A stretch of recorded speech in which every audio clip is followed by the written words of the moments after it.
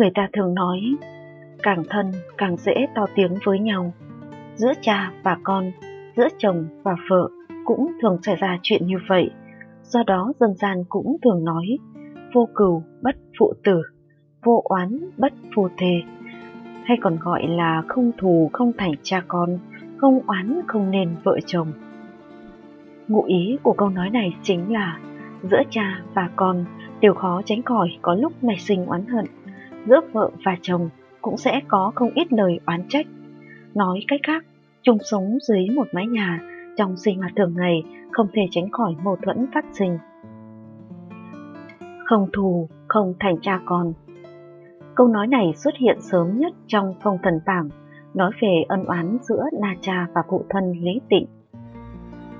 Chương truyền lúc Na Cha xuất sinh là ở trong hình dạng một quả cầu lao vọt ra khỏi bụng mẹ, khiến Lý Tịnh bị hù một phen khiếp vía.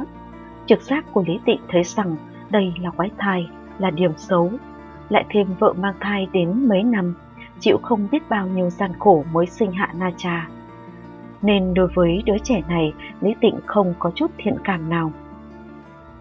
Thuở nhỏ, Na Cha đã rất bướng bỉnh, lớn lên lại càng hay gây chuyện rắc rối, thậm chí vì chơi đùa mà lỡ tay giết chết tam thái tử của Đông Hải Long Vương, khiến Lý gia gặp họa diệt môn, bị đuổi ra khỏi nhà.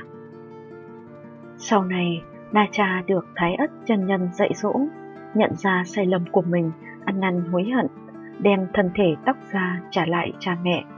Thái Ất chân nhân cũng dặn dò Lý Tịnh rằng hãy xây cho Na Cha một ngôi miếu, hương khói 3 năm, thời hạn kết thúc Na Cha có thể có được chân thân để trở về nhân gian. Tiếc là Lý Tịnh không muốn phải nhìn thấy đứa con trai này nữa, nên đã sai người đập bỏ miếu Na Cha.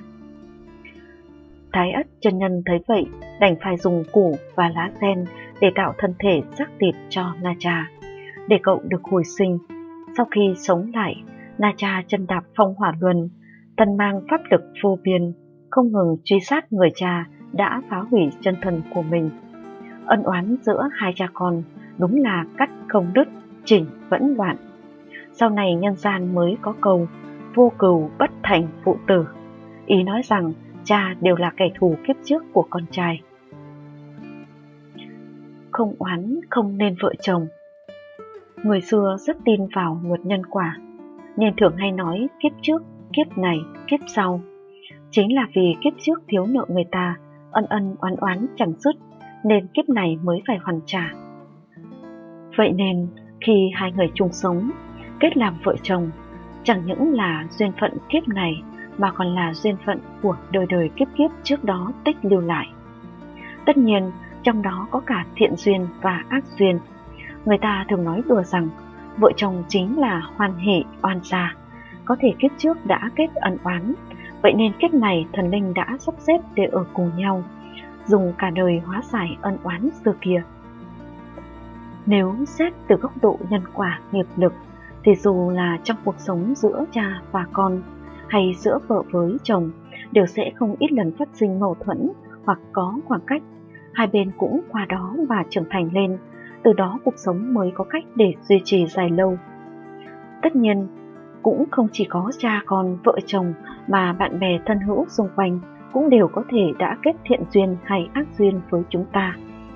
Do đó, nhân sinh tại thế, có một số người đối xử với chúng ta rất tốt, nhưng có những người lại khiến chúng ta rất mệt mỏi.